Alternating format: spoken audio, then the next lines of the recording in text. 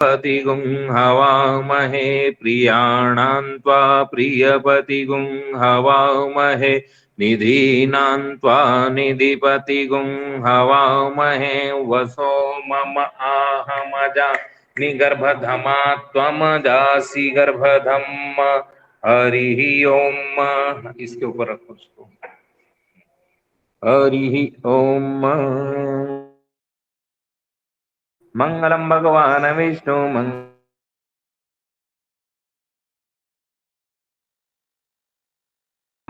मंगलम भगवान शंभो मंगलम यस्तनु हर। ओम अपसर्पन्तु ते भूता भूमि संस्थिता कर्तारस्ते नश्यन्तु शिवाज्ञया अपक्रामन्तु भूतानि पिशाचाः सर्वतो दिशं सर्वेषां विरोधेन कर्म समारंभे। तीक्ष्णदंष्ट्र महाकाय कल्पांत दहनोपम भैरवाय नमस्तुभ्यं अनुज्ञां दातुमर्हसि। ओम सरस्वती नमः। ओम शंखनिधये नमः। ओम लक्ष्मी नमः। ओम पद्मनिधये नमः। ओम विश्वशक्ति नमः। महाशक्ति नमः। कूर्मास्नाय नमः। योगास्नाय नमः। अनंतास्नाय नमः। विमलास्नाय नमः। ओम गुरुभ्यो नमः। परम गुरुभ्यो नमः। परमेष्ठि गुरुभ्यो नमः। परात्पर गुरुभ्यो नमः। पूर्व सिद्धेभ्यो नमः। आचार्येभ्यो नमः। ओम गंगणपतये नमः। दुम दुर्गाय नमः। क्षम क्षेत्रपालाय नमः। याम योगिनीभ्यो नमः। हरि ओम। सभी भूदेवताओं के चरणों में सादर प्रणाम, सादर वंदन। जी बहुत समझ लो।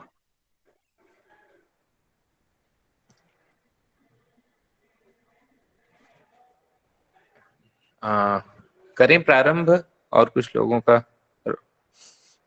इंतजार करना है। प्रारंभ कर दो गुरुदेव। आप बता रहे थे आपको काम है, फिर नहीं बीच में रह जाएगा। नहीं, ऐसे भी 2 से 3 सत्र रखेंगे हम इसमें,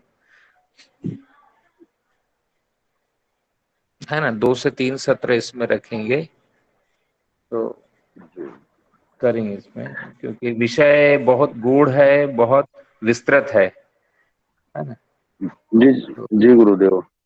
जी, और लोग आ जाएं तो अच्छा है।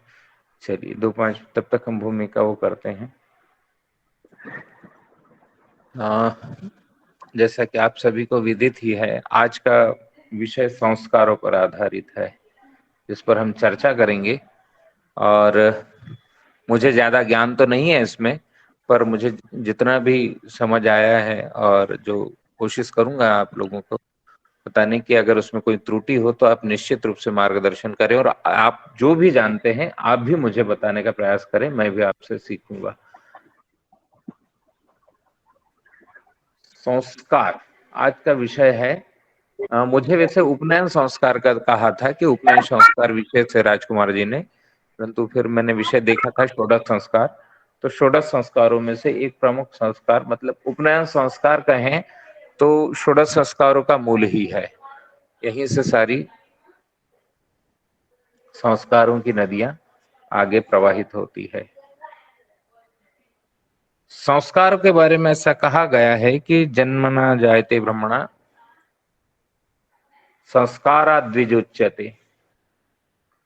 हम ब्राह्मण रूप में जन्म तो लेते हैं, लेकिन संस्कार पाकर, संस्कारित होकर द्विज बनते हैं। द्विज अर्थात दूसरा जन्म लेते हैं, है ना। संस्कार से ही हमारा जन्म होता है।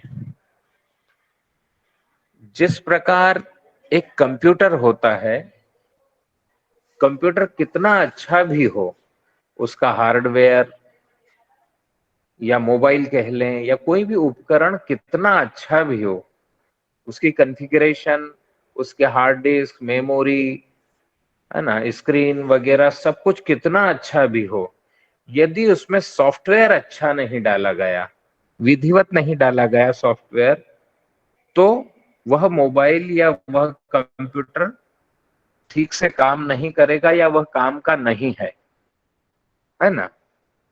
अगर खूब महंगा मोबाइल है और सॉफ्टवेयर बहुत हल्का डाल दिया या ऐप जो उपयोग कर रहे हैं हम वो बहुत हल्का है, तो वह हमारे काम का नहीं। उसी प्रकार से हमने भले ही जन्म ले लिया हो किसी अच्छे कुल में, लेकिन यदि संस्कार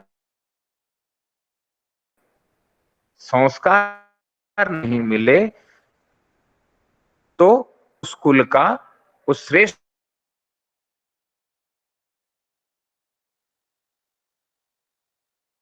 सॉफ्टवेयर है जिसको पाकर हम लौकिक कार्य, आधि दैविक, आधि भौतिक और आध्यात्मिक तीनों कार्यों को सफल कर मोक्ष प्राप्ति के योग्य होते हैं, संस्कारों से ही होता है। जो कुछ भी है संसार में, इस समस्त होने वाली समस्त क्रियाएं संस्कार के अधीन है, चाहे वो सकारात्मक हो चाहे नकारात्मक हो, सभी क्रियाएं संस्कार के अधीन है। संस्कार अच्छे भी हो सकते हैं, संस्कार बुरे भी हो सकते हैं, है ना। हमें कहते हैं कि वाह देखिए उस बच्चा कितना संस्कारित है, या कहते हैं कि तुम्हें तुम्हारे माँ बाप ने ऐसे ही संस्कार दिए हैं, है ना। तो कहने का तात्पर्य यही है कि हमारे जीवन में, हमारे नहीं बल्कि प्राणी मात्र के जीवन में संस्कार ही महत्वपूर्ण है। केवल मानव ही नहीं, जीव मात्र, पेड़ पौधे, वनस्पति, जानवर, प्रत्येक जीव अपने कुल धर्म के अनुसार अपनी संतति को संस्कार देती है। चाहे शेर हो, वह अपने बच्चे को शिकार करना सिखाता है। वनस्पति हो, वह अपने पेड़ संतति के अपने बीजों में संस्कार डालती है, तभी वह पेड़ फल देने पर झुकता है ना। ऐसा ही मानव जीवन भी है। मानव जीवन में अच्छे और बुरे दोनों संस्कार होते हैं। केवल मानव ही इसमें ऐसा है कि जो अच्छे और बुरे दोनों संस्कार लेता है। मानव को छोड़कर शेष जो हैं, जितने भी प्राणी हैं, जो कर्मों के कर्म जिनका अधिकार नहीं है, जो फल प्रारब्ध कर्म के अनुसार जीवन जी रहे हैं, वो बुरे कर्म, बुरे संस्कारों पर निर्भर नहीं होते, ना ही वो बुरे संस्कार ग्रहण करते हैं। तो मानव जीवन में जीव में, प्राणियों में मानव ही एक ऐसा है कि जो अच्छे और बुरे दोनों संस्कार ग्रहण करता है।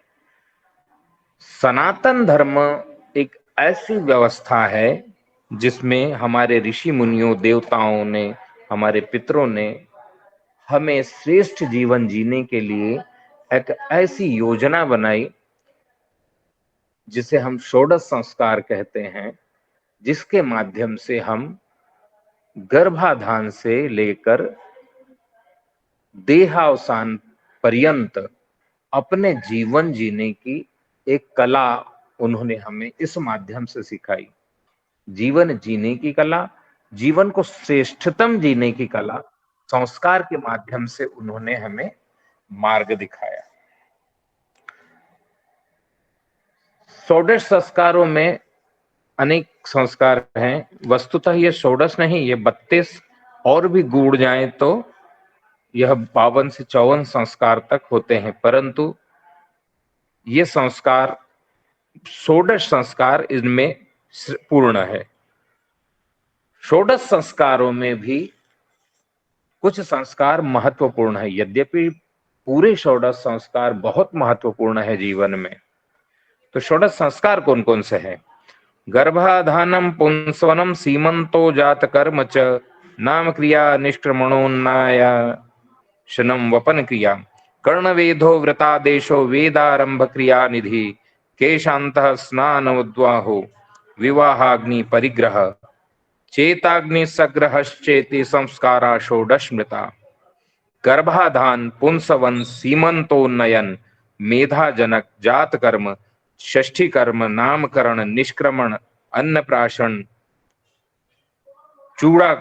करण मुंडन, कर्ण करण, कर्णवेद, विद्यारंभ, उपनयन, केशांत अर्थात वेदारंभ, समावर्तन अर्थात स्नान, वागदान, विवाह, अज्ञाधान, वानप्रस्थ, धर्म संन्यास, धर्म तथा पितृमेध व अंत्येष्टि कर्म इत्यादि सभी संस्कार षोडश संस्कार के अंतर्गत आते हैं।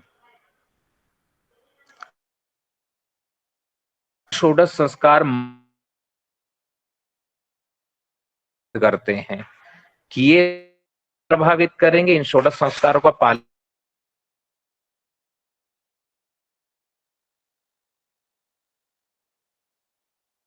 तो जी आवाज नहीं नकारात्मक आ रही आएंगे और करने से है। आवाज कट कट के आ रही है जी जी। आवाज कट कट के आ रही है गुरु जी। सभी को क्या कट कट के आ रही है? जी गुरुदेव। अगर सभी को कट कट के आ रही होगी तो मेरी तरफ से, और केवल आपको आ रही होगी तो फिर आपका नेटवर्क नहीं होगा। नहीं गुरुदेव, कट रही है आपकी आवाज बीच बीच में। मैं एक्चुअली क्या इंदौर से बाहर हूँ, मैं वापस से ज्वाइन करता हूँ लिंक करके।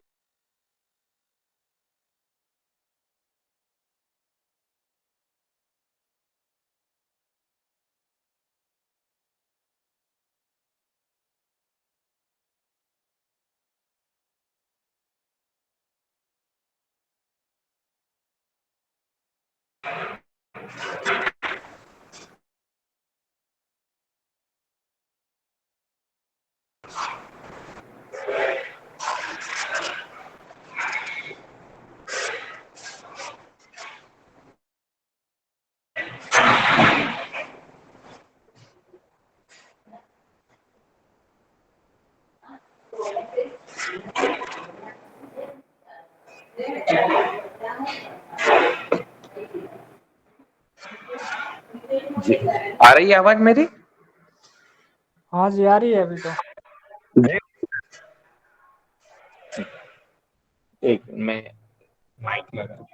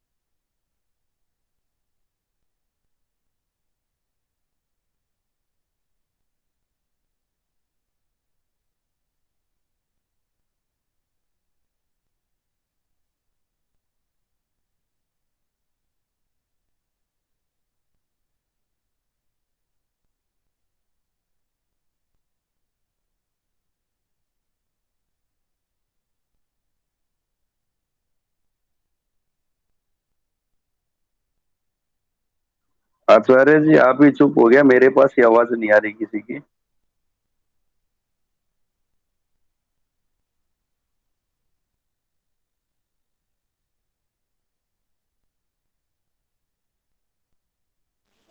नहीं अभी आचार्य जी कुछ बोल नहीं रहे हैं। जी भगवान।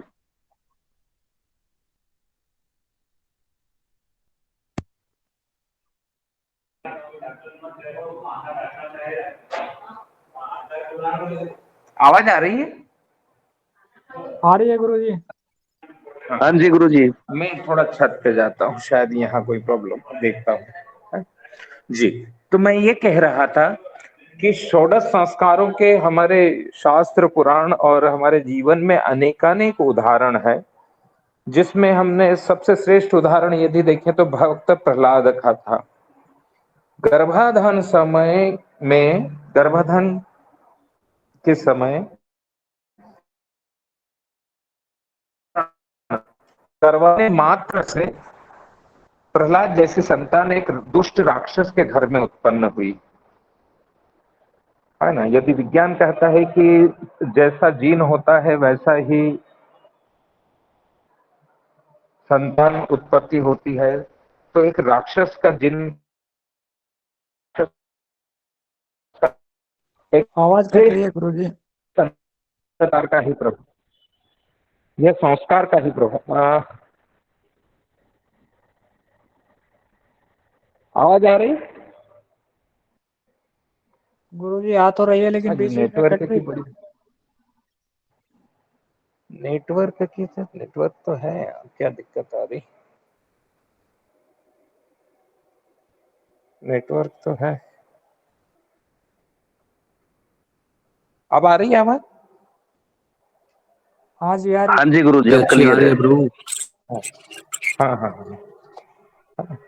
तो कहने का तात्पर्य यह है कि जीवन में जो कुछ भी है, जीवन में जो कुछ भी है, सब कुछ केवल संस्कारों के अधीन है। यदि संस्कार है तो जीवन है, संस्कार तो संस्कार नहीं है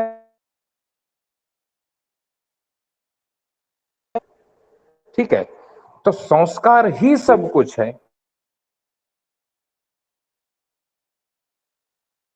संस्कारों में सबसे श्रेष्ठ संस्कार है उपनयन संस्कार, यज्ञोपवीत संस्कार। सबसे श्रेष्ठ संस्कार ब्राह्मण के लिए यदि हम बात करें तो सबसे श्रेष्ठ संस्कार है उपनयन संस्कार। यद्यपि उपनयन संस्कार में भी गर्भाधान संस्कार की, षोडश संस्कारों में गर्भाधान संस्कार की अति महत्व है, किंतु गर्भाधान संस्कार यदि नहीं हो पाया तब क्या करें? शेष अन्य संस्कार तो ठीक है, किंतु यदि उपनयन संस्कार श्रेष्ठ विधि से संपन्न हो गया, श्रेष्ठ आचार्य गुरु के द्वारा संपन्न हो जाए और सही समय पर हो जाए, सही काल में हो जाए, तब भी आपका जीवन परिवर्तित होता है। क्यों? क्योंकि उपनयन संस्कार ही ब्राह्मण को दूसरा जन्म देता है। इसीलिए षोडश संस्कारों में ब्राह्मणों के षोडश संस्कारों में उपनयन संस्कार को श्रेष्ठ कहा गया है। यहां पर भौतिक देह को माता पिता जन्म देते हैं गर्भाधान संस्कार के माध्यम से, किंतु उपनयन संस्कार से हमारी सूक्ष्म देह को संस्कार प्राप्त होता है ना। भौतिक देह के जो भी कर्म है उससे मुक्त होकर उपनयन संस्कार के माध्यम से हम जन्म मरण के बंधन से मुक्त होते हैं। इसी कारण से उपनयन संस्कार को षोडश संस्कारों में सबसे श्रेष्ठ संस्कार कहा गया है।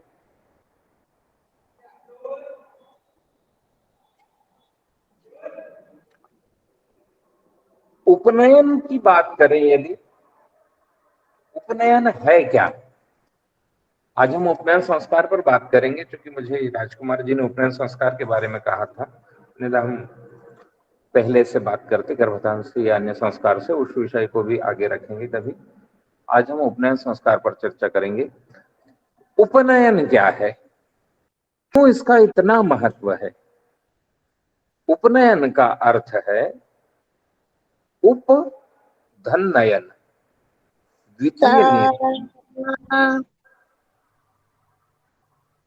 द्वितीय नयन, उपनयन, उपधननी धन लिट, है ना, लिट प्रत्यय है इसमें। तो नयति, उपनयति, उप अर्थात पास, नयति अर्थात ले जाना, कहां ले जाना? श्रेष्ठ आचार्य, श्रेष्ठ गुरु के पास ले जाना। पिता के द्वारा अपनी संतति, अपने पुत्र को पिता के द्वारा अपनी संतति को श्रेष्ठ आचार्य श्रेष्ठ गुरु के पास कल्याण की भावना से ले जाना उपनयन कहलाता है। उपनयन का एक अर्थ लौकिक अर्थ में हम दृष्टि भी कहते हैं, उस दृष्टि को प्राप्त करना। उपनयन अर्थात दृष्टि को प्राप्त करना, दृष्टि अर्थात देखने की वह क्षमता प्राप्त करना। क्या देखने की? इस ब्रह्मांड के अनेकानेक रहस्यों को देखने की शक्ति प्राप्त करना, योग्यता प्राप्त करना, सामर्थ्य प्राप्त करना। और किसे देखने की? उस परमपिता परमात्मा को देखने की क्षमता प्राप्त करने की योग्यता, प्राथमिकता को उपनयन कहते हैं।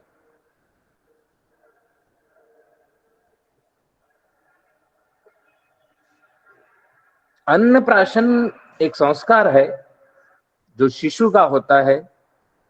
तो अन्नप्राशन से पूर्व एक बालक जो जन्म लेता है गर्भधारण के पश्चात, तो उसे शिशु कहते हैं। उसके पश्चात चूड़ा कर्म अथवा 3 वर्ष का जो बालक होता है उसे बालक कहते हैं, 3 वर्ष तक। और यज्ञोपवीत पर्यंत कुमार कहलाता है, बट और यज्ञोपवीत होने के पश्चात वह ब्रह्मचारी कहलाता है ना।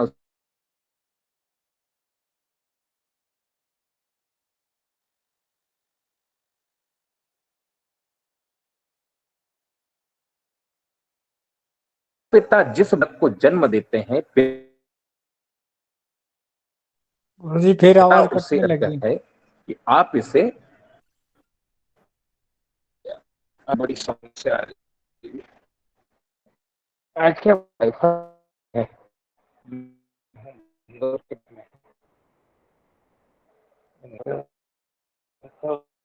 अब आ रहे?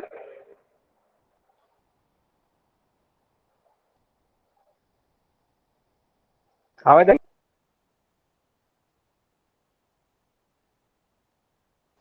जी प्रभु, बढ़िया आवाज आ रही है। और कृपया मैसेज में बोलें कि आवाज आ रही है या नहीं आ रही है। ऐसे डिस्टर्ब नहीं करें कि गुरुजी को कुछ याद होगा तो वो भी भूल जाएंगे। कृपया अनुशासन का पालन करें सभी। ओम काली। जी जी प्रभु, कहें आप। जी,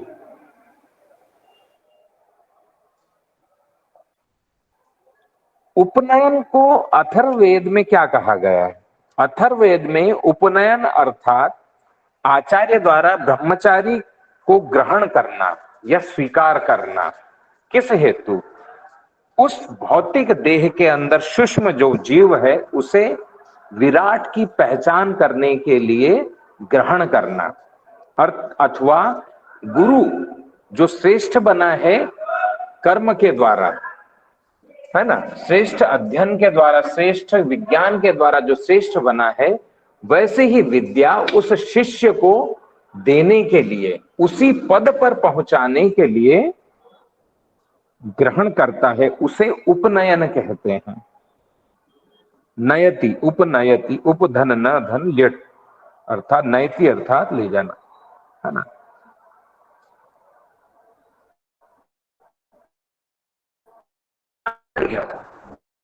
गुरु अथवा गुरु का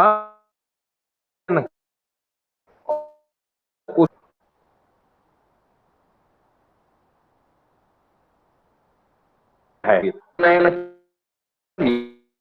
जो ठीक है, उन्होंने विषय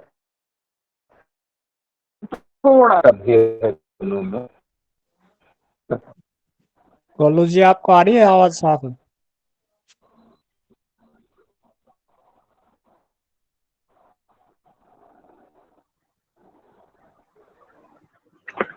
नहीं यार, ये भगवान। गोलू जी कह रहे थे कि काम डिस्टर्ब कर रहे हैं को, काम का डिस्टर्ब थोड़ी कर रहे हैं को, आवाज साफ नहीं आ रही है। नहीं नहीं, बोल दी अगर ऐसा है, क्योंकि सुनाने में आनंद नहीं आएगा। मैं अब तो छत पे आ गया हूँ। देखिए, अब आ रही है आवाज? हाँ जी अब तो आ रही है। आवाज आ रही है? हाँ जी। जी भगवान। वो नेटवर्क ऐसा लग रहा है कि शायद यहाँ नेटवर्क का छोड़ पकड़ कर रहा है, शायद नेटवर्क आगे पीछे हो रहा है, छोड़ पकड़ कर रहा है, इस कारण से ऐसा हो रहा है। चलिए अब आ रही है आवाज?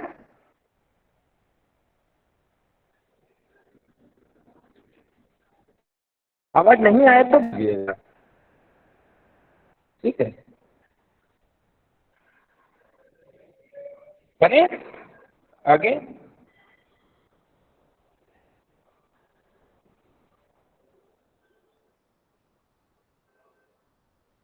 जी चलिए,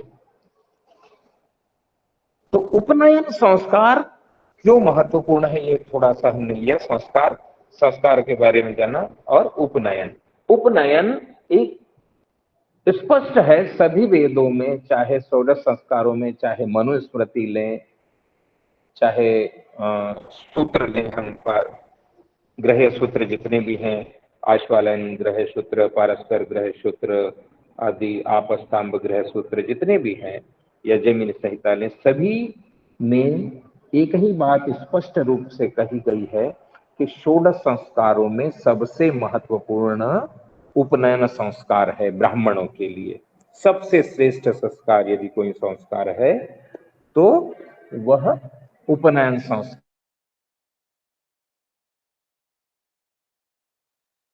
होते हैं। वह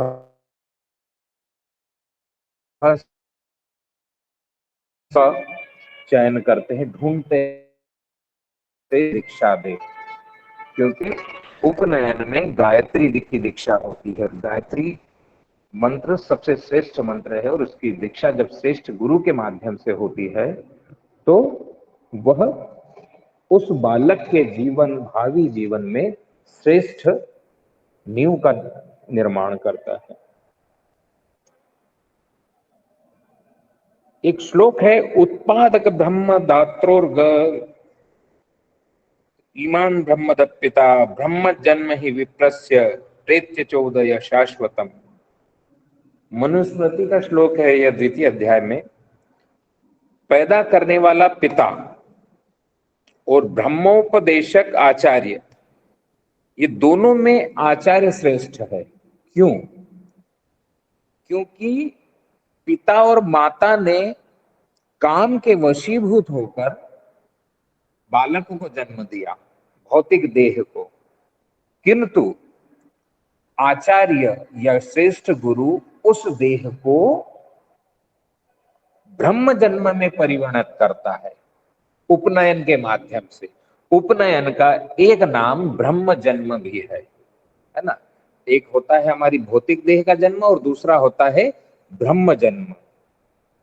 तो ब्रह्म जन्म देने वाला आचार्य ही श्रेष्ठ है उस पिता से। क्यों श्रेष्ठ है? क्योंकि योग्योपवीत संस्कार ही ब्राह्मण के लिए यही लोक और पारलोक में कल्याणप्रद है। इसी के माध्यम से विद्या अध्ययन प्राप्त करते हुए वह बालक अपने जन्म जन्मांतर के बंधनों को काटकर मोक्ष का भागी होता है ना? सामान्य जन्म जो हमारा है, माता पिता एक पशु को जन्म देते हैं, 2 पांव के पशु को, ऐसा शास्त्र कहते हैं, मनुस्मृति में ऐसा लिखा है ना? वह पशुवादी संज्ञा है, पशु की संज्ञा है उसे, जन्म ना जायते शूद्रः, है ना? तो पशु की संज्ञा है मानव की, चाहे ब्राह्मण कुल में ही क्यों ना हो। जब उसका उपनयन होता है, ब्रह्म जन्म आचार्य के द्वारा होता है, तो वह उसका श्रेष्ठ जन्म होता है और यहीं से उसके जीवन की प्रारंभिक शुरुआत होती है। अब यहाँ पर एक बात बहुत महत्वपूर्ण है कि उपनयन के पश्चात क्या और क्यों उपनयन। तो जब उपनयन होता है तो उपनयन में उसे शिखा, सूत्र, ब्रह्मचर्य आदि दंड, कौपीन, ये व्रत धारण करवाए जाते हैं। तो ये व्रत धारण करके क्या करेगा व्यक्ति? तो जो श्रेष्ठ है इस संसार में, सबसे जो श्रेष्ठ है उसे प्राप्त करने की कामना करता है। कौन श्रेष्ठ है? सविता देव, अर्थात गायत्री कहें, वह श्रेष्ठ है। उससे प्राप्त करने की कामना करता है, चेष्टा करता है, संकल्प लेता है। जब उसे प्राप्त करने की कामना करता है, चेष्टा करता है, संकल्प लेता है, तो उस ओर अग्रसर होने के लिए उपनयन संस्कार ही प्रारंभिक परीक्षा है। या यूं कहें कि जैसे हम डॉक्टर बनने के लिए नीट की परीक्षा देते हैं और इंजीनियरिंग के लिए आईआईटी के लिए नेट वगैरह जो भी परीक्षाएं होती है वह परीक्षा देते हैं, उसी प्रकार से हम उपनयन संस्कार के माध्यम से वह प्रमाण पत्र हासिल करते हैं, योग्यता हासिल करते हैं कि हाँ, यह गायत्री का अधिकारी है, यह सविता देव को भजने का अधिकारी है, यह सविता देव के माध्यम से धी प्राप्त करने का अधिकारी है। गायत्री मंत्र में क्या कहा गया है? धी। धी अर्थात बुद्धि। कौन सी बुद्धि? वह श्रेष्ठ बुद्धि प्राप्त करने का अधिकारी बना है यह व्यक्ति। तो गायत्री मंत्र से धी प्राप्त करेगा। तो धी प्राप्त करने के लिए कौपेन, दंड, शिखा, सूत्र, है ना, ब्रह्मचर्य, ये व्रत उसकी सहायता करते हैं, सुरक्षा करते हैं, रक्षा करते हैं। धी प्राप्त करना अर्थात हाई स्पीड वाला फाइटर प्लेन चलाना और उसकी सुरक्षा के लिए जो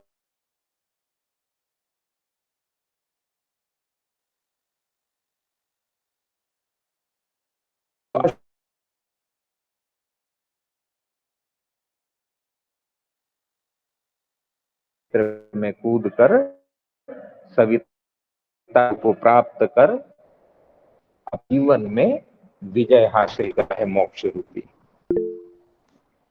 तो संस्कार का इतना महत्वपूर्ण अंग उपनयन संस्कार है। और उपनयन संस्कार क्यों, यह थोड़ा सा हमने जाना। जब तक बालक का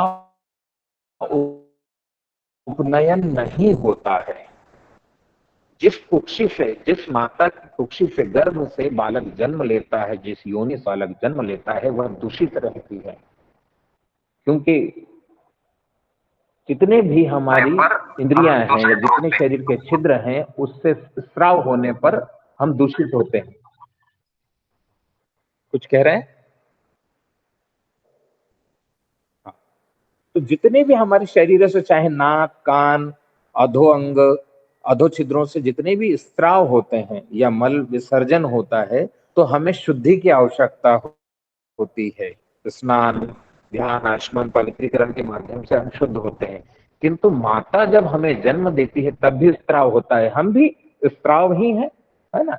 इसीलिए गर्भ में आने से प्राणी कतराता है, जीव, कि वह गर्भ में आने से मुक्ति प्राप्त करे। तो जब हम आते हैं तो क्या करते हैं? हम माता की कुक्षी को, माता की योनि को दूषित करते हैं, है ना। तो उसकी मुक्ति कब होती है? उपनयन संस्कार से। जब उपनयन संस्कार के माध्यम से गायत्री मंत्र की दीक्षा लेते हैं हम, और फिर जब गायत्री जपते हैं, तब उस माता के ऋण से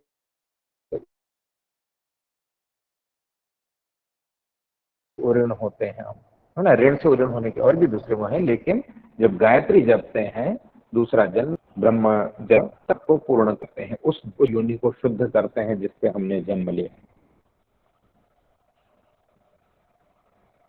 आचार्यस्त्वस्य मान जाति विधि वेद परायण पारण उत्पादयति सावित्र्या सा संन्यासा जरामरा। माता और पिता पशु रूप में हमें जन्म देते हैं, लेकिन आचार्य, आचार्य के साथ में कौन? सावित्री। जिस समय एक बटुक का उपनयन होता है तो उसकी मां कौन होती है? सावित्री उसकी मां है और आचार्य उसका पिता है। गुरु मंत्र उपदेशक उसका पिता होता है ना। वेद का पारंगत आचार्य उस बालक को, जिस जाति को, है ना, माता पिता ने पाशवी को उत्पन्न किया, लेकिन आचार्य ने हमें जिस जाति को उत्पन्न किया, कौन सी जाति? हमें ब्रह्म ज्ञान की जाति में, ब्रह्मत्व की जाति में उत्पन्न किया। आचार्य ने कैसे उत्पन्न किया? मंत्रों के द्वारा, है ना। तो हमारा यह जन्म मंत्रों के द्वारा किया गया। अब कैसे किया गया? तो हमारे अंदर जो सूक्ष्म शक्ति है उसे जागृत किया आचार्य ने। काहे के द्वारा? मंत्र के द्वारा। और सावित्री देवी के माध्यम से।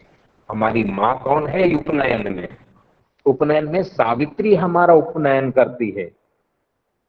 सावित्री, माता सावित्री हमारा उपनयन करती है माँ रूप में।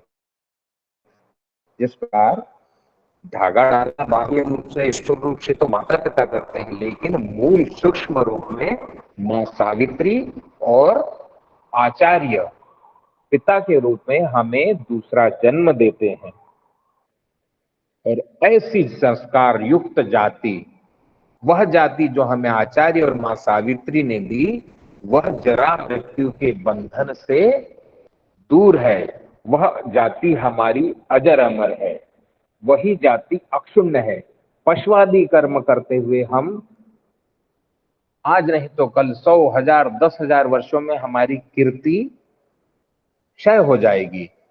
किंतु सावित्री और आचार्य के द्वारा दिए गए जन्म में हमें जन्म जन्मांतर तक अथवा कल्प कल्पांतर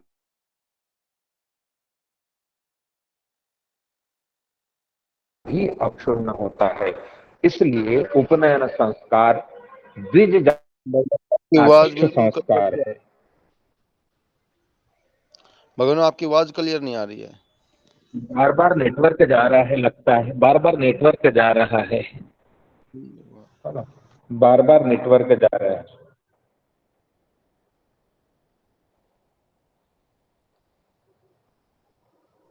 आ रही है आवाज? है ना गुरुजी, इसलिए नेटवर्क प्रॉब्लम हो रही है हर जगह।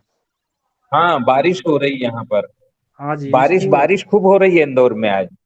हाँ जी, सब जगह हो रही है गुरुजी, यहाँ भी हो रही है। बारिश खूब हो रही है इंदौर में भी है। हाँ जी, हरियाणा में भी हो रही है गुरुजी। हाँ, यहाँ पर भी आज दिन को खूब बारिश हुई और अभी भी हो रही है।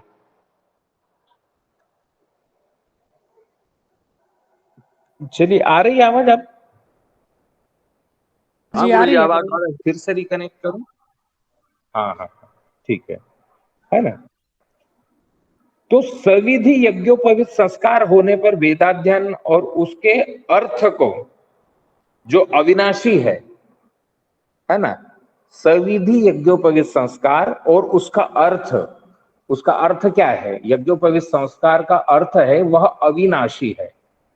ठीक है, वह अविनाशी है। और उस अविनाशी ज्ञान को जो बटुक प्राप्त करता है निष्काम होकर जब वह अविनाशी तत्व को उपनयन के माध्यम से प्राप्त करता है, वही मोक्ष का अधिकारी होता है ना। वही मोक्ष का अधिकारी होता है। और ऐसा ब्राह्मण जन्म श्रेष्ठ है। यहां पर दो बातें हुई। उपनयन में हमने ब्राह्मण की बात की, लेकिन उपनयन तीनों वर्णों का होता है। ठीक है, उपनयन में तीनों वर्णों का उपनयन होता है, किंतु ब्राह्मण ही श्रेष्ठ उसमें इसलिए है क्योंकि ब्राह्मण को ब्रह्म ज्ञान, श्रेष्ठ क्षत्रिय को या अन्य को अपनी कुल परंपरा के अनुसार ज्ञान का अधिकारी कहा गया है ना। तो दोनों श्रेष्ठ आवश्यक है। ब्राह्मण कुल में जन्म होना भी आवश्यक है। तत्पश्चात ब्राह्मण कर्म प्राप्ति के लिए उपनयन संस्कार के माध्यम से यह भी होना अत्यंत आवश्यक है। ब्राह्मस्य जन्मनः कर्ता स्वधर्मस्य च शासिता बालोपि विप्रो वृद्धस्य पिता भवति धर्मतः। वेद श्रवण के योग्य जन्म देने वाला अर्थात आचार्य पिता, या वेद श्रवण के योग्य जन्म देने वाला आचार्य पिता, और वह बालक जो किंचित मात्र भी वेद का अधिकारी हो गया है या जानने वाला हो गया है या धर्म को जानने वाला हो गया, वह पूजनीय है। वृद्धों के द्वारा श्रेष्ठ श्रेष्ठी जन, है ना, धन संपत्ति से युक्त राजा महाराजाओं के द्वारा भी वह पूजन के योग्य है। ऐसा ब्राह्मण। विप्राणाम ज्ञायतो ज्येष्ठम क्षत्रियाणाम तो वीर्यतः वैश्यानाम धान्य धनतः शूद्रानाम जन्मतः,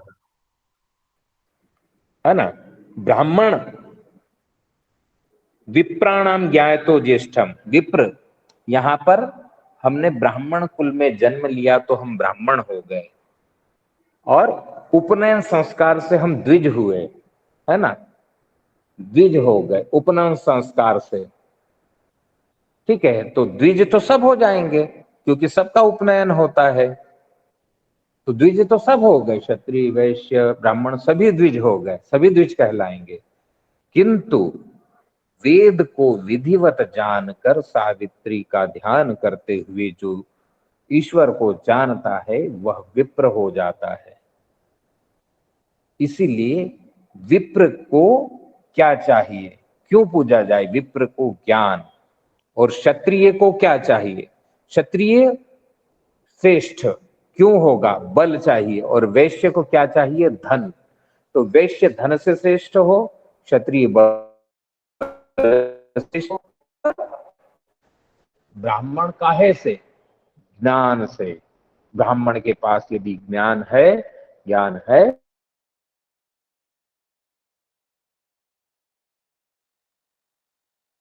तो वर्ण जो है वह जन्म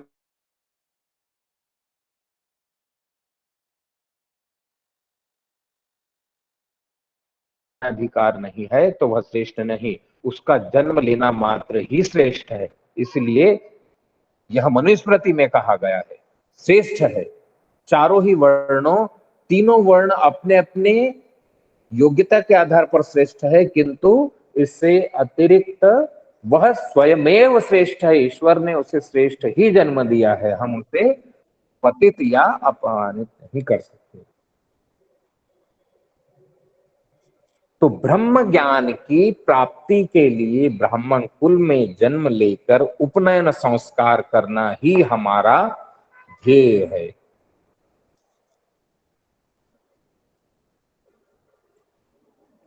ब्राह्मण का जन्म 3 बार होता है। मातुरग्रेधि जननम, द्वितीयम मौंजी बंधने, तृतीयम यज्ञ दीक्षायाम, द्विजस्य श्रुति चोदना। द्विज का प्रथम जन्म माता से होता है, द्वितीय जन्म यज्ञोपवीत के होने पर होता है, और तीसरा जन्म जब होता है वो ज्योतिष आदि आदि होम जो होते हैं, है ना, उसके पश्चात तीसरा जन्म होता है, वह द्विज होता है। यद ब्रह्म जन्मास्य मौंजी बंधन चिंतनम तत्रास्य माता सावित्री पिता त्वाचार्य उच्यते, है ना। जैसा मैंने बताया कि माता सावित्री और पिता आचार्य के माध्यम से हमारा जन्म होता है, वही उसे बटुक को ब्रह्मचारी बनाते हैं। अब ऐसा ब्रह्मचारी सविता देव की विधिवत दीक्षा लेकर यदि सविता देव की आराधना नहीं करता है तो वह क्या होता है? वह द्विज पद से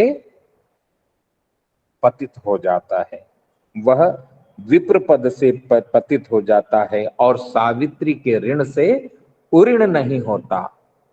क्यों? क्योंकि सावित्री माँ ने माँ का रूप, माँ का पद लेकर आपको उपनीत किया है,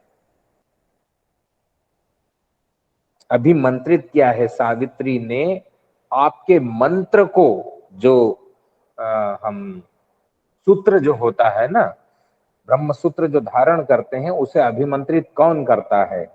उस सूत्र को अभिमंत्रित सावित्री देवी करती है। जब ब्रह्मा जी का जन्म हुआ तो ब्रह्मा जी ने जन्म लेते से ही सर्वप्रथम सूत्र की रचना की, और विष्णु जी ने उसे त्रिगुणित किया, रुद्र ने उसमें गांठ लगाई, और सावित्री देवी ने उसे अभिमंत्रित किया। सावित्री देवी ने अभिमंत्रित किया, तो उस सूत्र को सावित्री देवी ने अभिमंत्रित किया है। जब हम सविता देव की आराधना नहीं करते हैं गायत्री मंत्र के माध्यम से, संध्या आदि षटकर्म युक्त जीवन शैली को त्याग कर अन्यान्य आचरण करते हैं, तब सावित्री देवी का ऋण चढ़ता है हमारे ऊपर, है ना। यदि संध्यादि षटकर्म गायत्री जप को त्याग कर ब्राह्मण अन्य श्रेष्ठ से श्रेष्ठतम उपासना करता है, तब भी वह पतित है, तब भी वह पतित है, ऐसा शास्त्र कहते हैं। ब्राह्मण के लिए सबसे श्रेष्ठ और सही मार्ग, एकमेव मार्ग सावित्री है। पूज्य गुरुदेव बाबा जी कहते थे, मैंने अपने संपूर्ण जीवन का एकमेव मतलब पूर्ण जीवन तपस्या की और उसका एक सूत्र में मैंने हल निकाला कि ब्राह्मणों के लिए गायत्री ही सबसे श्रेष्ठ है और उसके लिए उपनयन आवश्यक है।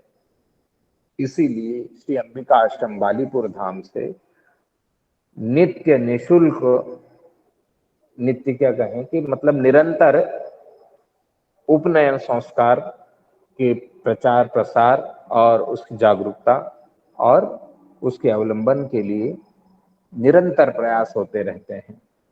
और पूज्य गुरुदेव ने कहा है कि आप तो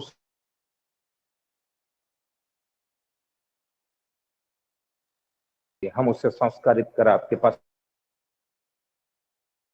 होंगे। तो उपनयन संस्कार बहुत बहुत बहुत महत्वपूर्ण है। उपनयन संस्कार के बिना ब्राह्मण ब्राह्मण नहीं है। षोडश संस्कारों में सबसे श्रेष्ठ उपनयन संस्कार, और उपनयन संस्कार में सावित्री की दीक्षा।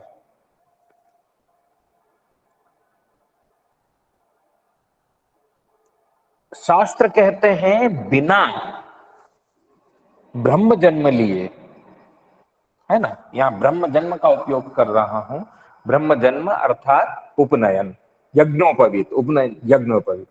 तो यज्ञोपवीत बिना ब्रह्म जन्म लिए हम श्रोत्र और स्मार्त किसी कर्म को करने के अधिकारी नहीं हैं।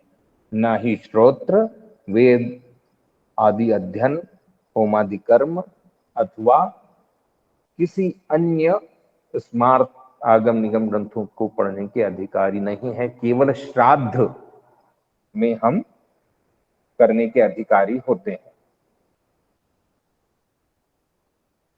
एक बार स्वयं विद्या अर्थात ज्ञान, विद्या ने आकर ब्राह्मण से कहा, मैं तुम्हारा धन हूं।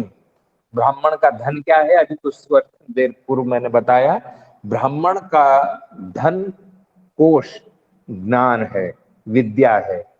तो विद्या ने ब्राह्मण के पास आकर कहा कि मैं तुम्हारा धन हूं, कोश हूं, है ना, मुझे निंदनीय हाथों में न जाने देना, मुझे निंदनीय हाथों में, निंदनीय मुख में, निंदनीय कानों में मुझे मत जाने दो।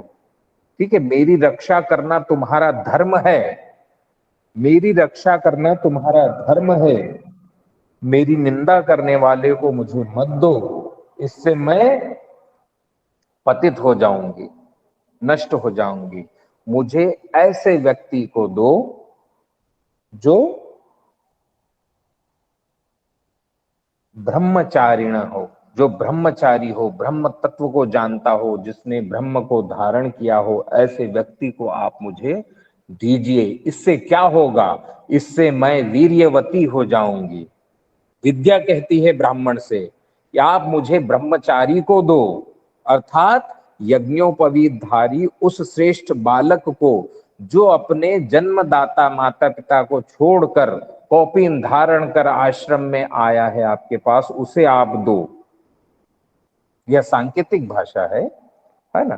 तो विद्या ने स्वयं ब्राह्मण से कहा है कि आप ऐसे श्रेष्ठ ब्राह्मण को ही मुझे देना, तब मैं वीर्यवती होंगी।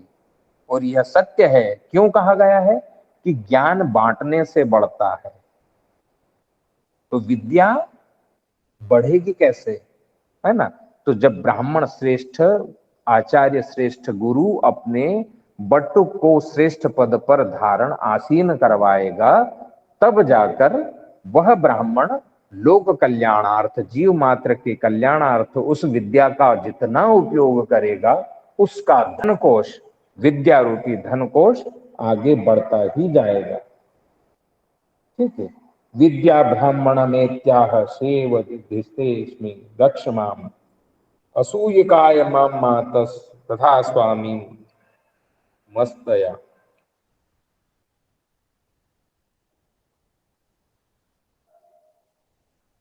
जिसे तुम पवित्र, जितेंद्रिय और ब्रह्मचारी समझो, ऐसे व्यक्ति को दो, ऐसा मनुस्मृति कहती है।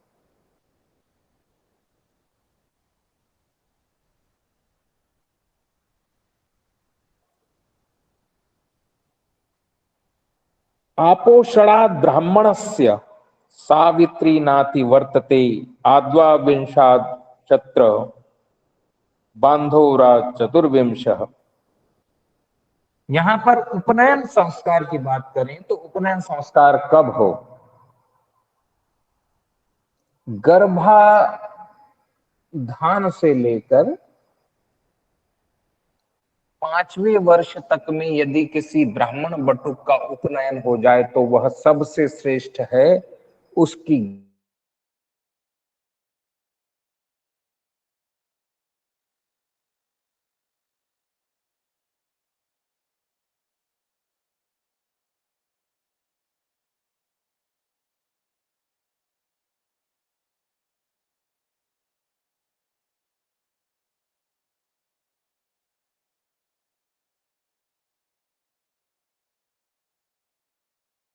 मामा ही नहीं हो, उसका एक आंख वाला मामा भी चले जाएगा। तो ऐसी स्थिति में 16 वर्ष तक ब्राह्मण की उपनयन हो जाना चाहिए, ब्राह्मण उपनयन हो जाना चाहिए, अन्यथा सावित्री का लंघन होता है। सावित्री का लंघन होता है। अब यहाँ पर एक बड़ा विचित्र स्थिति है आजकल की, इसे अन्यथा न लें। समय निकल गया, एक बड़ा नई नई परंपराएं प्रारंभ हो गई, दुर्गा जनेऊ की या विवाह के एक दिन पूर्व धागा डालने की। तो ठीक है, उपनयन होना आवश्यक है, अगर नहीं हुआ है तो 16 वर्ष के पश्चात भी। किंतु ब्राह्मण बट्टिक का प्रयास यह होना चाहिए हमारे द्वारा कि 5 वर्ष से 8 वर्ष के बीच में ब्राह्मण बटुक का उपनयन हो ही जाना चाहिए, है ना। अन्यथा सावित्री का लंघन होता है, संकेत कर रहा हूं। ठीक है। क्षत्रिय की 20 वर्ष और वैश्य की 24 वर्ष तक हो जाना चाहिए ऐसा। अध ऊर्ध्वं तृप्यो यते यथा काल संस्कृता सावित्री पतिता वाक्या भवन्त्यार्य गर्हिता। यदि 16 वर्ष तक ब्राह्मण का उपनयन नहीं होता है तो ऐसा ब्राह्मण व्रात्य कहलाता है। व्रात्य अर्थात कहें व्रत से भ्रष्ट, अर्थात संस्कारहीन, है ना। संस्कार तो हो गया किंतु संस्कारहीन। इसका अर्थ यह न लगाएं कि बोले अब तो समय निकल गया, अब क्या करवाना। नहीं, करवाना ही चाहिए किसी भी स्थिति में, कभी भी करें। उसका प्रायश्चित का विधान होता है तो प्रायश्चित करें, तत्पश्चात उपनयन अवश्य करें। किंतु मैंने इसलिए बताया कि यदि किसी बटुक का समय से उचित काल में हो गया तो उसकी गायत्री निश्चित ही प्रस्फुटित होगी, ऐसा शास्त्र कहते हैं, ऐसा गुरुदेव ने भी कहा है। तो उपनयन जो है वह अत्यंत श्रेष्ठ संस्कार है। उपनयन जो है ब्राह्मण जीवन का मूल है। उपनयन में सावित्री दीक्षा, उपनयन में भी सावित्री दीक्षा सबसे श्रेष्ठ है ना। मंत्राणाम सावित्री, मंत्रों में सावित्री सबसे श्रेष्ठ मंत्र है। उपनयन में सावित्री सबसे श्रेष्ठ है। और सावित्री का उपनयन के पश्चात सावित्री का अवलंबन करना प्रत्येक द्विज मात्र के लिए आवश्यक है। द्विज में यहाँ पर तात्पर्य मेरा ब्रह्मचारी ब्राह्मण से है ना। इसमें अलग अलग है सभी के लिए। ब्राह्मण के लिए ब्रह्म गायत्री, क्षत्रिय के लिए त्रिष्टुप और वैश्य के लिए जागति गायत्री का विधान है, अलग अलग होता है। तो समान उसे न समझें, उसका भी विधान है, कई विधान आते हैं, उस पर हम आगे कभी एकांत चर्चा करेंगे। एकाक्षरम परम ब्रह्म प्राणायाम परम तप सावित्र्यास्तु परम नास्ति मौनात्यस्यम विशिष्यते। ओम एकाक्षर ही परम ब्रह्म है, सर्वश्रेष्ठ है। 3 प्राणायाम ही चांद्रायण कृच्छ आदि सभी व्रतों से श्रेष्ठ है। और मंत्रों में सावित्री से बढ़कर कोई मंत्र नहीं है और मौन की अपेक्षा सत्य भाषण श्रेष्ठ है, ऐसा कहा गया है। यहाँ पर भी यह मंत्र, यह श्लोक प्रतिपादित करता है कि सावित्री ही श्रेष्ठ है और सावित्री का जप ही हमारा ध्येय है। इसी के माध्यम से हम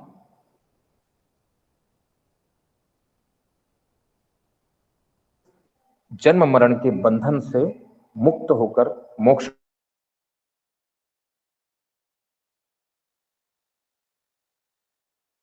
तो अभी कहाँ जन्म मरण की मुक्ति, अभी तो ढेर सारा कर्म पड़ा है जीवन का।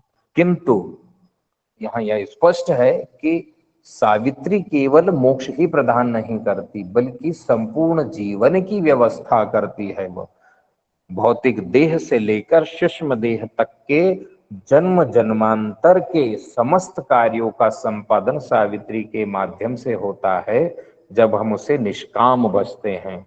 योगक्षेमम वहाम्यहम, सावित्री को भजने वाला, सावित्री को निरंतर भजने वाला ब्रह्मा का योगक्षेम स्वयं भगवान करते हैं, उसे कहीं मांगने जाने की आवश्यकता नहीं है। ऐसा पूज्य गुरुदेव ने अपने श्रेष्ठ शिष्यों को उपदेश किया और उन्होंने पालन किया और आज भी कर रहे हैं, जो योगक्षेम वहाम्यम को धार कर अयाचित वृत्ति से जी रहे हैं। और स्वयं गुरुदेव ने अयाचित वृत्ति से अनेक कार्य कर दिए और कभी किसी से कुछ नहीं मांगा। और आज भी पूज्य योगेश जी महाराज, सुधाकर जी महाराज कभी किसी से याचना नहीं करते। कहना नहीं चाहिए, जबकि आश्रम का खर्च सामान्य नहीं, करोड़ों में है। प्रति वर्ष का करोड़ जो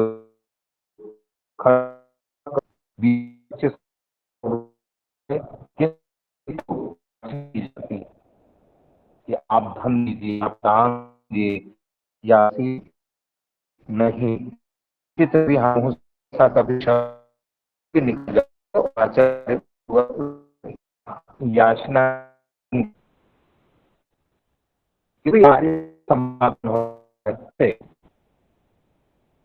दृढ़ता सावित्री और सावित्री की दृढ़ता उप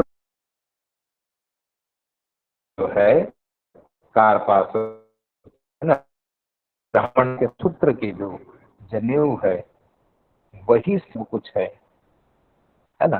सूत्र कर जब वो धारण करते क्या कहा गया है ना, तो सूत्र है में सूत्र लग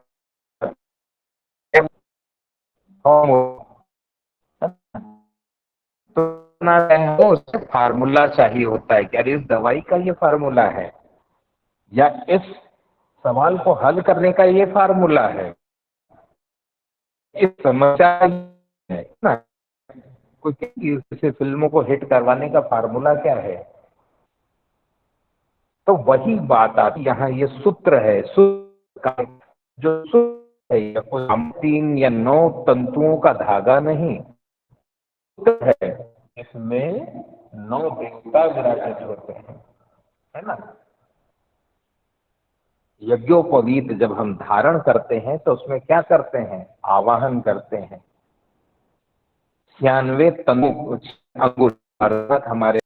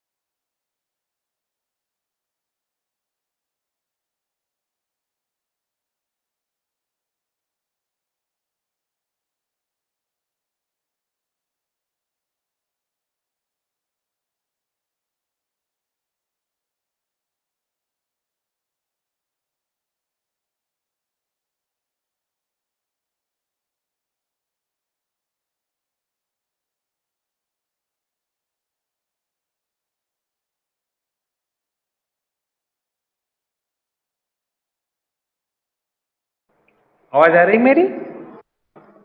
आवाज अभी आ रही है जी हाँ। तो जो यज्ञोपवीत के 9 तंतु सूत्र पर बात कर रहे थे, मेरे सूत्र तक सुनाई दिया था। फार्मूला सूत्र अर्थात फार्मूला यह यज्ञोपवीत जो कपास के सूत्र के 9 तंतु के धागा मात्र नहीं है ना, जिसे हमने चाबी बांधने के या केवल कान में डालने मात्र से या देखने के मात्र के लिए नहीं है यह तंतु। यह 9 तंतुओं में 9 देवता विराजित होते हैं। इन 9 तंतुओं में जब हम आवाहन करते हैं, यज्ञोपवीत धारण करते हैं, तो उसमें 9 देवताओं का आवाहन किया जाता है ना। प्रथम तंतु में ओंकार, अग्नि, नाग, सोम, कहीं मतांतर भेद से इंद्र या पितृ का आवाहन किया जाता है, प्रजापति, वायु, कहीं सूर्य या यम, ये भेद है। तो विश्वे देव, इन 9 देवताओं का 9 तंतुओं में आवाहन होता है। 9 तंतुओं में आवाहन होता है, अर्थात 9 देवता 24 घंटे प्रति क्षण आपके साथ होते हैं। उन 9 तंतुओं में आवाहित करके आपने अपने सूत्र में उसे धारण किया है। 9 देवता सदैव आपके साथ हैं। यदि सूर्य आपके साथ है, ओंकार, प्रणव, अग्नि, नाग, सोम, इंद्र, प्रजापति, पितृ देवता, कहीं भेद है, कहीं इंद्र का आता है, कोई आह्वान करता, कहीं पितृ का। तो प्रजापति, वायु, सूर्य, यम और विश्वे देव, इतने देवता सदैव आपके साथ 24 घंटे रहते हैं उस सूत्र में, ठीक है। तत्पश्चात जो गांठ होती है, ब्रह्म गांठ जिसे कहते हैं, उसमें ब्रह्मा विष्णु महेश तीनों आवाहन होता है। तत्पश्चात उसमें कुल देवी होती है हमारी, हमारा गोत्र होता है। गोत्र अर्थात जिस गोत्र में हमने जन्म लिया वह ऋषि होते हैं, उसमें जितने प्रवर हुए हैं वह भी होते हैं। अब इतने देवता, ब्रह्मा विष्णु महेश जो पालन करता, संहार करता और रक्षण करता है, उत्पत्ति करता है, और हमारी कुल देवी, हमारा गोत्र, यदि सब हमारे साथ हैं तो ऐसे ब्राह्मण स्वयमेव पूजित हो जाता है। जिसने सूत्र मात्र से धारण किया, और मैंने अनुभूत किया है और इस पर रिसर्च भी की है, यदि आपका जनेऊ शुद्ध है तभी आप सावित्री में प्रवृत्त हो पाते हो। बहुत सारे लोग कहते हैं ना कि संध्या नहीं कर पाते, टाइम ही नहीं मिलता, क्या करें, सुबह है, शाम है, ये है, वो है, परेशानी है ना, ऐसा है, वैसा है। यदि आप शुद्ध विधि पूर्वक सही हाथ की बने हुई जनेऊ, ब्रह्म गांठ की जनेऊ धारण कर विधिवत धारण करते हैं और उसके नियमों का पालन करते हैं, तो सावित्री स्वयं आपको अपनी ओर खींच लेती है। जिस प्रकार चुंबक लोहे को खींच लेता है, यदि आप नियम पूर्वक रहते हैं तो सावित्री स्वयं आपको अपनी ओर खींच लेती है। और वह जो नशा है वह अतुलनीय, अकल्पनीय है। उसके आनंद जैसा आनंद कहीं नहीं है। तो उपनयन संस्कार में मैंने सावित्री पर भी ये वो कहा है। तो उपनयन में जो तंतु होते हैं, जो सूत्र होते हैं, इस सूत्र को जैसा पहले मैंने पूर्व में बताया था कि ब्रह्मा जी ने स्वयं सर्वप्रथम उसकी उत्पत्ति की। ब्रह्मा जी जैसे ही उत्पन्न हुए तो उन्होंने तुरंत सबसे पहले किस चीज की उत्पत्ति की?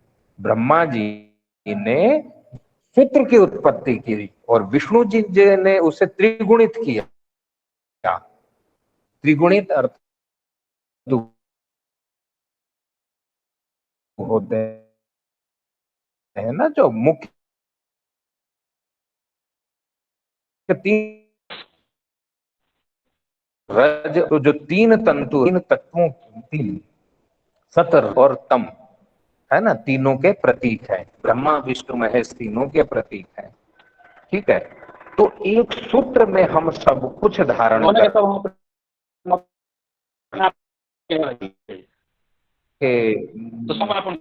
लंका प्रस्थान के समय अपना बाण, जी बोले,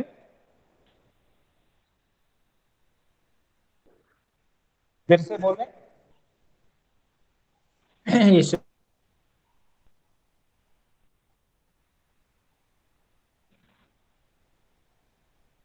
जी, जिस समय लंका समुद्र पार करने के लिए श्री राम जी ने प्रस्थान किया था और समुद्र ने रास्ता नहीं दिया, तो जो बाण का अनुसंधान किया था, तो जब समुद्र ने क्षमा याचना की थी तो उन्होंने उस बाण को कहां भेजा था? एक द्वीप पर, जहां मलेच्छ रहते थे, जो शिखा सूत्र विहीन कर दिए गए थे, है ना, उन्हें शिखा और सूत्र विहीन कर दिया गया था। तो ऐसे स्थान पर उन्होंने वह ब्राह्मण का उन्होंने बाण का अनुसंधान किया था। तो सूत्र जो है वह ब्राह्मण का मूल है। यदि उपनयन होने के पश्चात ब्राह्मण सूत्र धारण नहीं करता तो सावित्री का लंघन होता है, दोष होता है। और यदि 3 दिन संध्या और गायत्री नहीं जपता है, सूर्य को अर्घ्य नहीं देता है, तो वह अपने पद से पतित होता है। उसे वही संज्ञा दी जानी चाहिए जो अन्य, जिन्हें हम श्रेष्ठ कर्मों में, वेदादि कर्मों में और धर्म कर्म के कर्मों में निषिद्ध करते हैं, वही संज्ञा उसे दी जाती है। आप समझ गए होंगे मैं संकेत कर रहा हूं। तो सावित्री और संध्या और सावित्री, तो उपनयन संस्कार का ये बहुत महत्वपूर्ण अंग है सावित्री। उपनयन संस्कार हमारे लिए अति अति अति आवश्यक है। यहाँ पर एक बार और स्पष्ट करने देना चाहता हूं, और वह यह कि किसका उपनयन हो, है ना। उपनयन संस्कार ब्राह्मण, जो ब्रह्म ज्ञान का अधिकारी है या ब्रह्म गायत्री का अधिकारी है, वो ब्राह्मण कुल में ब्राह्मण माता पिता की संतान जो है ना, ब्राह्मण माता पिता की संतान ब्रह्म ज्ञान के लिए अधिकारी है। और उसके पश्चात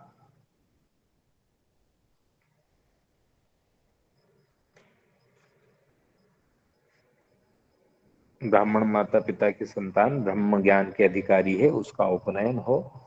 स्त्री की यदि बात करें तो ऐसा कहते हैं कि स्त्री का उपनयन हो, इस पर शास्त्र निर्णय क्या कहता है? इस पर शास्त्र कहता है कि विवाह संस्कार ही स्त्री का उपनयन संस्कार है। विवाह संस्कार ही स्त्री का उपनयन संस्कार है। वैवाहिको विधि स्त्रीणाम संस्कारो वैदिक स्मृतः। क्या कहा है? वैवाहिको विधि स्त्रीणाम संस्कारो वैदिक स्मृतः। पति सेवा गुरुर्वासो गृहार्थोग्नि परिक्रिया। पति सेवा ही गुरुकुल में उसका वास है। स्त्री को गुरुकुल में नहीं जाना चाहिए। पति की सेवा करे तो वही उसका गुरुकुल वास है। अग्निहोत्रस्य शुश्रूषा, घर में जो वो सेवा करती है, भोजन आदि कार्य, गृह कार्य करती है, वही उसका अग्निहोत्र होमादि है, शुश्रूषा। और सायंकाल में पति का सहयोग करना और पति का सहयोग करना पत्नी का, यही उसका संपूर्ण वैदिक कर्म है।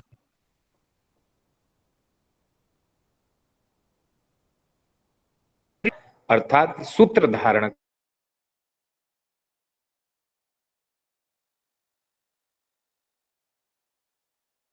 स्त्री के नाम से पुरुष धारण। क्योंकि लौकिक कार्य में देखें तो उसकी कई समस्याएं भी होती है, क्योंकि उसका पालन करना उसके लिए आवश्यक दुष्कर है। तो उसके लिए पति करता है, और पति जितना तप करता है, देखिए इसको जो विवाह संस्कार के समय उसका उपनयन हो गया, और जो सेवा शुश्रूषा करेगी उसका उसे वही पुण्य प्राप्त होगा जो पति संध्यादि षटकर्म जप तप अपने अन्य कर्म से पुण्य अर्जित करता है, वही पुण्य उसे प्राप्त हो जाएगा। किससे?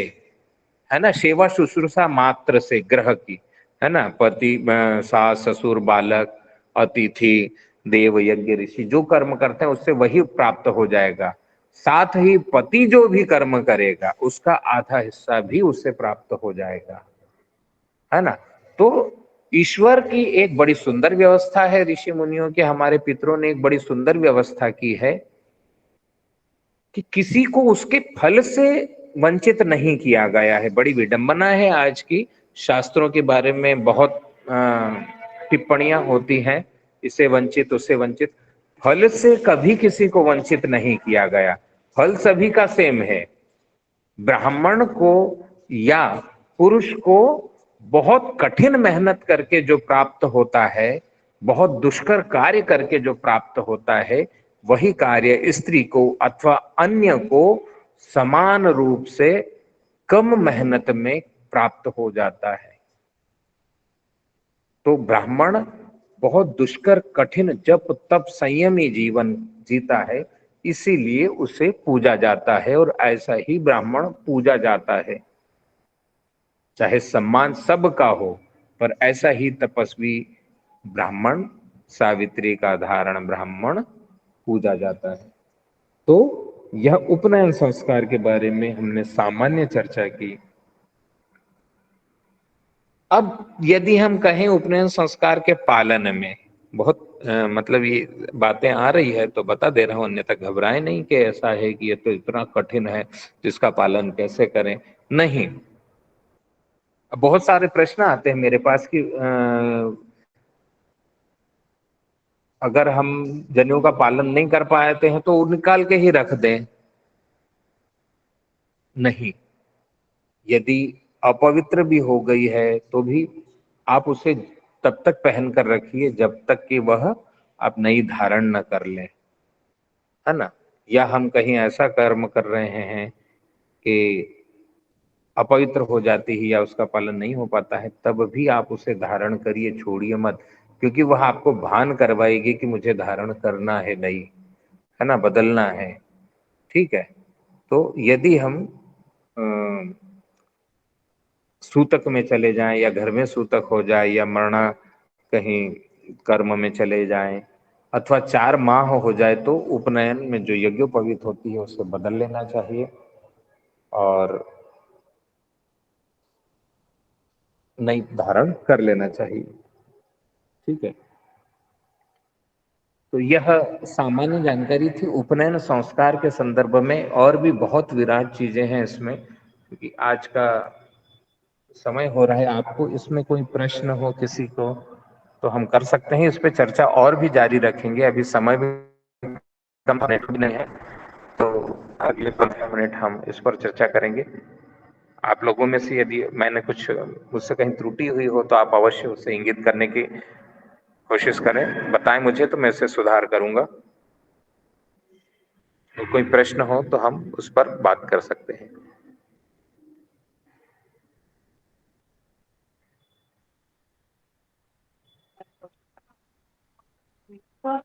गुरुजी, स्त्रियों के संबंध में जो आपने बताए, जी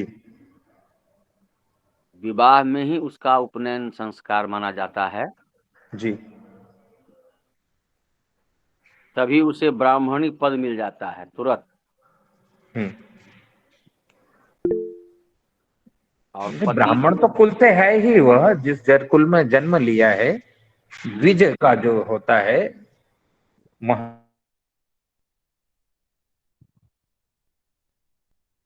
जी ब्राह्मण का पद नहीं। जी, उप संस्कार के भगवान ने संदर्भ में मैंने कहा कि ब्राह्मण ही नित्य। जी भगवान इसके जो उपनयन संस्कार के मेन जो कर्म है जो हर एक ब्राह्मण कर सकता है वह कौन से हैं भगवान? मैं जो हर समझ नहीं आप क्या ब्राह्मण कर पूछना सकता चाहते हैं। दो मतलब मुख्य कर्म। है। हाँ, मुख्य नहीं जो नहीं, उपनयन समझा नहीं संस्कार मैं के जो आप क्या मुख्य पूछ रहे कर्म, हैं। मैं ये पूछना चाहता हूँ भगवान जो उपनयन उपनयन संस्कार संस्कार के तो जो आचार्य के द्वारा होता है। नहीं भगवान जिन्होंने मुख्य जनेऊ कर्म धारण नहीं, कर उपनयन रखा है संस्कार तो विधिवत। हाँ, हाँ जी जनेऊ भगवान धारण करने जिन्होंने में जो होता है उसकी एक विधि है, बहुत भगवान संक्षेप मैं यह विधि है। पूछ रहा यदि आपके पास संध्या की पुस्तक। जी भगवान मेरा क्वेश्चन ये है जो यज्ञोपवीत धारण करते हैं ब्राह्मण उसका कम से कम कौन जी, से नियम है जो ब्राह्मण को रखने ही चाहिए? नियम, न्यूनतम नियम ये है, सबसे पहले कमर से नीचे न जाए, नाभि से। यदि स्वयं हम बनाते हैं तो अपने अंगुल से बनाए तो 96 जब अंगुल की वो लेते हैं तो वह कटी तक ही आएगी, है ना, कमर तक आएगी। तो हाँ जी कमर भगवान। तक जब आएगी तो वह जनेऊ श्रेष्ठ है। यदि उससे लंबी मिलती है, अब चूंकि आता नहीं है, विधि बनाना नहीं आती है, समय की भी बड़ी है, उससे नीचे जाए तो गांठ न लगाएं उसमें, है ना। उसे इस प्रकार से समायोजित कर लें कि वह कटी से नीचे न जाए। ठीक है, उसे ठीक है भगवान। बल देकर या थोड़ा सा ऐसा कर लें कि वह नीचे न जाए। ठीक है। और जनेऊ जनेऊ शौच में के गांठ नहीं समय में, लगती थी? शौच नहीं, गांठ नहीं लगाते, क्योंकि एक ब्रह्म तो गांठ ही भगवान उसमें पूर्ण होती। जैसे हम गांठ बांध ब्रह्म ली, ज्यादा लंबी हो रही है तो हमने गांठ बांध ली, छोटी कर ली, ऐसा नहीं होता। गांठ नहीं लगाई जाती उसमें। तो भगवान ठीक फिर है, छोटी जनेऊ तो पहले से ही नाभि तक होना चाहिए। फिर नाभि से ऊपर भी अशुद्ध है, नाभि से कटी, कटी से नीचे भी अशुद्ध भगवान ने फिर है ना। नाभि तक तो नाभि तक पहले ही देख के ले भी छोटी बड़ी जैसी लेनी है हमारे को। हाँ, वही कह रहा हूं मैं, वही कह रहा हूं, है ना। अगर संभव है तो मिल जाए तो ठीक है, अन्यथा नहीं। अब बहुत छोटा बालक है, अब जैसे कहीं कहीं तो कोई ब्राह्मण बनाते हैं तो मिल जाती है, अन्यथा दुकान से हम जब खरीदते हैं तो वो तो रेडीमेड मिलती है, तो वो कहीं हाँ जी लंबी होती है। अब छोटे बालक को पहनाना है तो बड़े व्यक्ति की पहना दी, घर में है ही नहीं तो जो उपलब्ध है पहना दी उसे। तो वो तो बड़े व्यक्ति की पहनाएंगे तो उसके घुटने तक जाती है। उस उस स्थिति में क्या करें, उस स्थिति में हम ये करें कि उसे थोड़ा सा बल चढ़ाकर, यानी नीचे की तरफ से उसे सामूहिक बल चढ़ाकर इस प्रकार से कर लें कि वो गुथ जाए, गांठ न लगे, है ना। और जब भी हम शौच के लिए जाएं तो कान पर लगा लें। शौच के समय हमें लघु शंका में यानी पेशाब करते समय दाएं कान पर 3 बार लपेटना चाहिए। और जितने समय तक जनेऊ कान पर रहे हम में मौन रहना चाहिए। शौच करने के पश्चात उठें, हाथ धोएं, अपना लिंग धोएं और पेशाब करें, या शौच के समय गुदा धोएं, हाथ धोएं विधिवत। मिट्टी से धोने का विधान है 3 बार, किंतु साबुन से धोएं, जो उपलब्ध हो साबुन से धोएं। और हाँ तत्पश्चात जनेऊ फिर कान से निकालें, है ना। यह जी विधान है। और और भी श्रेष्ठ अगर करना है तो जो दीर्घ शंका अर्थात शौच के लिए जाते हैं तो उस समय दोनों कानों पर लपेटी जाती है, और शेष जनेऊ सिर के ऊपर से लेकर, है ना, दोनों कानों पर लपेटी जाती है। और सव्य स्थिति में बाएं कंधे के ऊपर, दाहिने कंधे के नीचे, यह सव्य स्थिति होती है। अपसव्य अर्थात पितृ पूजा आदि कर्मों में हमें बाएं कंधे पर लेना होता है। तो यह हाँ जी सूत्र है। भगवान। ठीक है, तो ये ध्यान रखना चाहिए इसमें जब हम मैंने एक बताया। हाँ, एक मन में संख्या और है भगवान मेरे। जी जी जी एक तो हम संध्या करते हैं, जो अपने मंत्रों से आचमन क्रिया वगैरह से संध्या करते हैं, जी और एक हम संध्या करते हैं खाली गायत्री जप जप से। जी। तो जो गायत्री जप करते हैं खाली भगवान मात्र है, हाँ, उससे भी संध्या पूर्ण हो सकती है, या जो अपने वैदिक मंत्र हैं वह साथ में करने जरूरी है?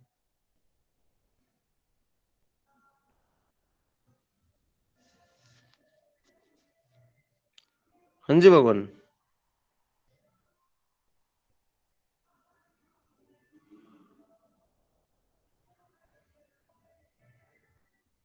हेलो। अ, पवित्रीकरण होना चाहिए, आचमन होना चाहिए, और आचमन में उसमें विशिष्ट आचमन है मार्ग। हाँ जी भगवान। मार्जन। मार्जन कम भगवान। यह फिर उसके बाद आगे बढ़े इसमें तो शाप विमोचन, मुद्रा प्रदर्शन सभी है, न्यास है भगवान ना? अगर जिन्यास तो वगैरह जितनी नहीं शक्कर डालेंगे भगवान उतना मीठा होगा। पुस्तक ठीक। मैं अभी संध्या सिखाता हूँ प्रातः 7 बजे से रात को 9 बजे से। तो अगर आप लिखेंगे तो धीरे धीरे हम सीख जाते हैं, और अभ्यास होने पर 7 से 8 मिनट में संध्या हो जाती है। 7 और से 8 विधिवत मिनट संध्या, संध्या क्या है? जी बोले। ये पूछ रहा था भगवान, 7 से 8 मिनट में संध्या भगवान में वो किस तरीके से? नहीं, हमको तो अब कंठस्थ हो गई है, हाँ हमको जी तो भगवान। कंठस्थ हो गई है, तो हम क्रियाएं भी जान गए हैं। अब 20 साल हो गए करते करते, तो हमको क्या है, 24 कंठस्थ हो गई है, तो वो सारी क्रियाएं हम 7-8 मिनट में कर लेते हैं। फिर जितनी देर गायत्री जब करना होता करते हैं। जी भगवान। 24 मुद्रा। एक मान जी। 24 15 मिनट मुद्रा। दोनों मिला के हो जाते हैं। हाँ, 20 मिनट में सब हो जाता है, आगे पीछे तर्पण भी हो जाता है, 20 मिनट में सब कुछ हो जाता है। भगवान एक बात और उसमें है। भी करपत्री जी महाराज द्वारा एक निर्णय दिया गया है कि आप कुछ नहीं कर सकते तो कम से कम आपो हिष्टा मंत्र से मार्जन अवश्य करें, है ना? क्योंकि हाँ आपो जी हिष्टा भगवान। मंत्र जो है वह ब्रह्म स्नान करवाता है। जी जी। 6 हाँ स्नान जी भगवान। प्रमुख कहे गए, इसमें अग्नि स्नान, वायु स्नान, वारुण स्नान, है ना, मंत्र स्नान, ठीक है, और ब्रह्म भगवान स्नान। तो ब्रह्म स्नान क्या है? हाँ जी भगवान। जी बोले। मैं कह रहा हूँ भगवान, जैसे कि गायत्री मैं करता हूँ कई बार, तो जिस तरह जी 2-2 महीने मेरी परमानेंट सही चलती रहती है, फिर लेकिन बीच में एक ऐसा मूड आता है वो छूट जाती है, तो फिर उसका भगवान दोबारा से जहां से कैसे छूटे होता है? वहीं से प्रारंभ कर दो। यह भगवान राह नहीं मुद्रा। आसा, एक आग का दरिया है और डूब के जाना है ना?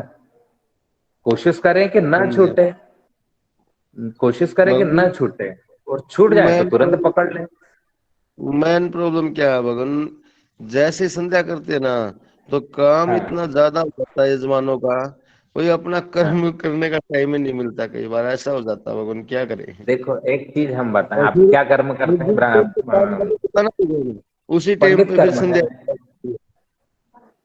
पंडित कर्म है। हाँ जी भगवान। जी। तो भगवान ऐसा है कि अगर संध्या न करें तो कर्म करने का अधिकार ही नहीं जी जी नहीं जी।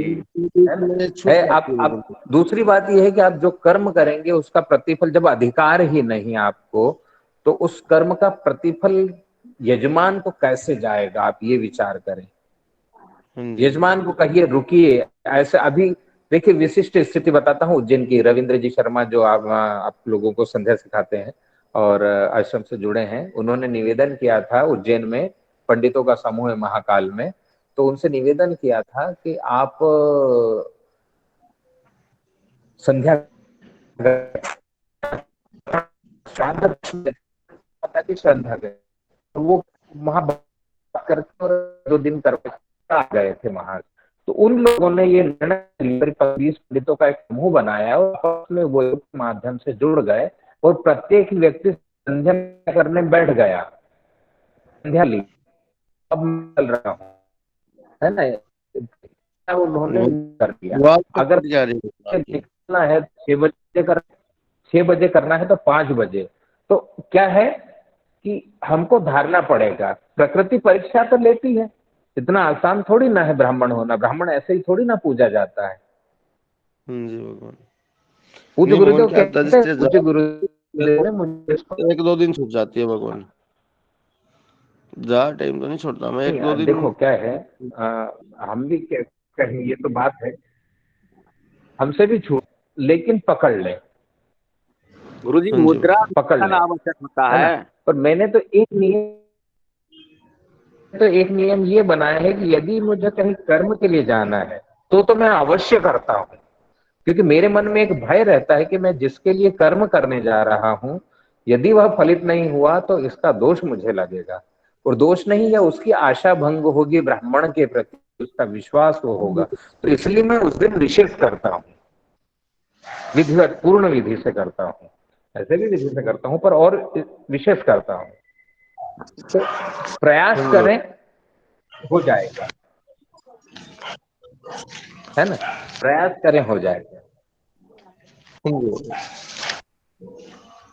और गुरुजी मुद्रा दिखाना भी और कुछ आवश्यक पूछे होता है जी? कि नहीं? बहुत आवश्यक है भैया। देखो क्या है, कली काल में धर्म बहुत आसान है ना, पूजन, धर्म, तप, जप सब आसान है, परंतु हम सब छलनी में दूध दूह रहे हैं, है ना। इकट्ठा कुछ नहीं होता, इकट्ठा कुछ नहीं होता। तो जब तक हम विधिवत नहीं करेंगे, यदि हम सब्जी बनाएंगे तो उसमें हल्दी, मिर्च, धनिया, नमक सही मात्रा में उचित समय पर नहीं डालेंगे तो सब्जी अच्छी नहीं बनेगी। वैसा ही यहाँ पर भी है, शाप विमोचन, मार्जन, न्यास। अब शाप विमोचन नहीं किया तो उत्कीलन कैसे होगा, मुद्रा नहीं की तो सिद्ध कैसे होगी, है ना, और न्यास नहीं किया तो जब अगर उसका पुण्य का हमने उपयोग कर लिया तो खर्च हो जाएगा। अब ब्राह्मण ने आशीर्वाद दे दिया, बड़ा उठा है, 10,000 गायत्री बोले, आज पंडित जी आपको भोजन करना है आज हमारे घर। जी बिल्कुल करेंगे भगवान, आएंगे हम, अच्छा भोजन करेंगे हम। कौन सा वो बोलते हैं, बिना पानी वाला, क्या बोलते हैं उसे, घी में पका हुआ, मैं भूल रहा हूँ। तो ऐसा भोजन करेंगे तो बोले बिल्कुल, यजमान कहता है जैसा आप चाहेंगे कर देंगे। तो हम भोजन तो करे आए, लेकिन उसके घर भोजन करके उसे 10,000 गायत्री दे आए, क्योंकि ब्राह्मण से भोजन का 10,000 गायत्री देना होता है। तो 10,000 गायत्री आपने दे दी, आपने यदि सब तो दिया है तो आपके पास क्या बचा। तो अगर आपने न्यास नहीं किया गायत्री में तो ऐसा गायत्री जप का क्षय हो जाता है। तो यह बहुत सारी चीजें हैं, धीरे धीरे धीरे धीरे अभ्यास से करें, सब होगा, ठीक है। न्यास आवश्यक है, शाप विमोचन आवश्यक है, मार्जन आवश्यक है, और यह सभी क्या है, संध्या क्या है ना। एक तांबे का पात्र होता है, आप जो उपयोग करते हैं उसे सामान्य बहुत जल्दी उस पे परख चढ़ जाती है गंदगी की, लेकिन रेत से अथवा किसी माध्यम से जब आप उससे चमकाते हैं पीताम्बरी के माध्यम से, तो कैसी चमक उठती है, जितना रगड़ते हैं उतनी चमकती है। तो यह जो देह में वो सूक्ष्म वो है, उससे जितना रगड़ोगे संध्या के माध्यम से उतना चमकेगी, और जितनी शुद्ध होगी तभी सावित्री आएगी। केवल संध्या कर ली और सावित्री को नहीं बैठाया तो कोई दूसरा आके बैठ जाएगा, और केवल सावित्री को बुलाया और उसे आपका साफ सुथरा घर या अशुद्ध घर पसंद नहीं आया तो भी दिक्कत है। छूटती क्यों है, इसीलिए छूटती है ना। भगवान को आने में कोई आपत्ति नहीं, सिर्फ अपने योग्य स्थान बनाना चाहता है। विश्वामित्र की तपस्या क्यों भंग हुई, मेनका के द्वारा, क्यों, क्योंकि वह उस समय तक राम जी को आयुध प्रदान करने के योग्य नहीं हुए थे, है ना। वो ब्रह्मर्षि के योग्य नहीं हुए थे जो चाह रहे थे। वशिष्ठ जी चाहते थे कि ये ब्रह्मर्षि बनने के योग्य बने, वशिष्ठ जी उनकी राह को ऐसा नहीं था कि वो ब्रह्मर्षि बनने नहीं देना चाहते थे, बल्कि वो चाहते थे कि वह जो पद चाहता है उसके योग्य बने। ठीक है, तो यह बात थी। ठीक है, जितना जितना शक्कर डालेंगे उतना मीठा होगा, ऐसा। और कोई प्रश्न? नहीं गुरुजी। है ना? और कोई भी हो तो आप पूछ सकते हैं। मेरी कक्षा का अब समय हो रहा है, हम और सत्र आयोजित करेंगे इसमें आगे। आप लोग ठीक है, और सब जहां उपनयन सामूहिक उपनयन के लिए, यद्यपि सामूहिक उपनयन का प्रावधान नहीं है, के अनुसार अब आवश्यक है कि ब्राह्मणों में उपनयन संस्कार को निश्चित रूप से वो करें। अभी गर्मी का समय है, छुट्टियां हैं, ब्राह्मण करें से बात करें, सामूहिक उपनयन का एक आयोजन करते हैं छोटा सा, बिना लाग लपेट के, तामझाम के। ठीक है, और ब्राह्मणों का उपनयन करवा दे बटुकों का विधिवत, तो एक संस्कार की परिमिति डलेगी। कम से कम संस्कार होना तो प्रारंभ हो जाएगा। बहुत दिक्कतें आएंगी, आसान नहीं है, पर करना प्रारंभ करें। जब हम लोगों को बताएंगे तो निश्चित होगा। तो उपनयन संस्कार के प्रयास का उपनयन हो गया है, उन्हें संध्या गायत्री से जोड़ने का प्रयास करें, और इसमें हमारी जो भी सहायता लगेगी यथाशक्ति हम पूर्ण प्रयास करने की कोशिश करेंगे, आश्रम के माध्यम से, पूज्य गुरुदेव के माध्यम से। ठीक है, और कोई भी समस्या इसमें आती है, कोई विकट होता है, तो आप हमें निश्चित रूप से संपर्क कर सकते हैं। जो वैदिक प्रतिष्ठान है, इनके श्रेष्ठ आचार्य हैं, बड़ी सुंदर व्यवस्था इन्होंने की है ऑनलाइन, है ना। वैदिक के माध्यम से ही, वैदिक संगठन के माध्यम से ही आज हम आपके से मिल पाए हैं। तो आप, भगवान मैं एक वैदिक जिज्ञासा और संगठन से है। ही अनुरोध करूंगा कि जहां जहां पर, जी, राजकुमार जी, प्रदीप जी, है ना, प्रताप जी, सभी मिलकर ऐसा विचार करें कि हम कहाँ कहाँ अपने अपने क्षेत्र में उपनयन संस्कार का आयोजन कर सकते हैं। ज्यादा तामझाम बिल्कुल नहीं, खर्च नहीं, हमें शुद्ध रूप से केवल उपनयन करना है।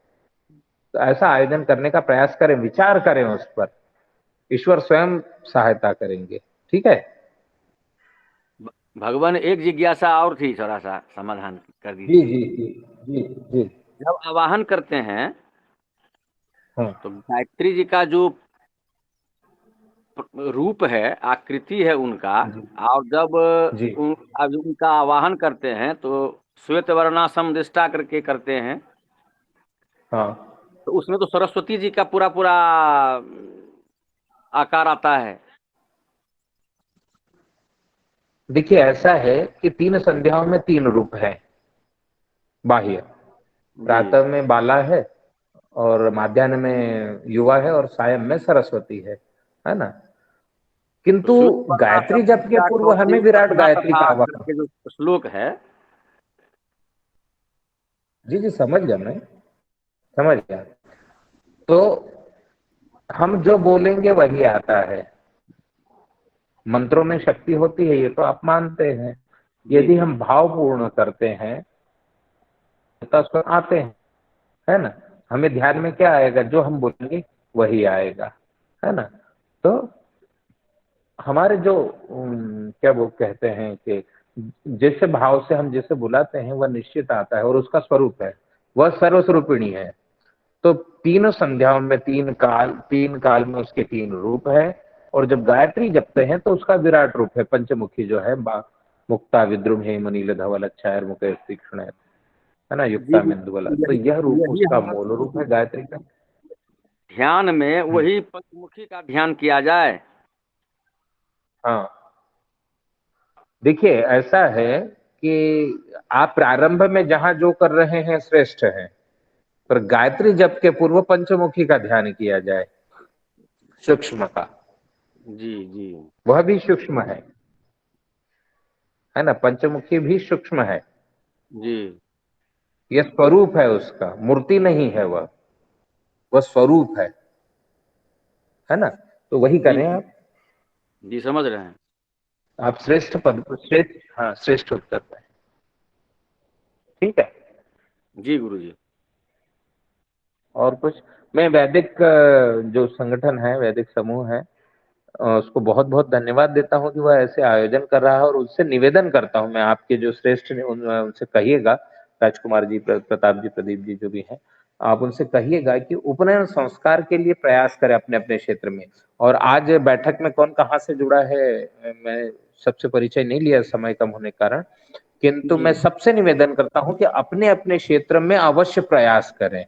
जी जी जो जहाँ है, जम्मू कश्मीर पर भी है, वहां पर उपनयन संस्कार करें, एक का करें, दो का करें, या जो संगठन है, अपने अपने संगठन है,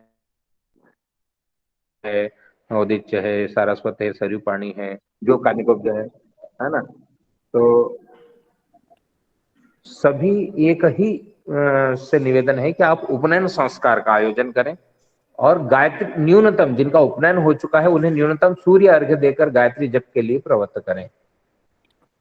ठीक है, जी जी गुरु जी। सभी को बहुत बहुत धन्यवाद।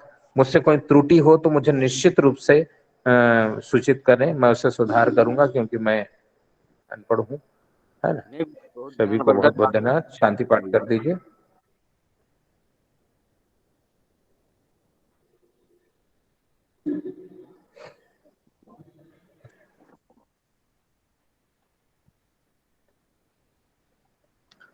ओम पूर्णमदः पूर्णमिदं पूर्णात् पूर्णमुदच्यते पूर्णस्य पूर्णमादाय पूर्णमेवावशिष्यते। हरि ओम शांति शांति शांति शांतिर्भवतु। चलिए, सदगुरुदेव भगवान की जय, गायत्री माता की जय। सभी को प्रणाम।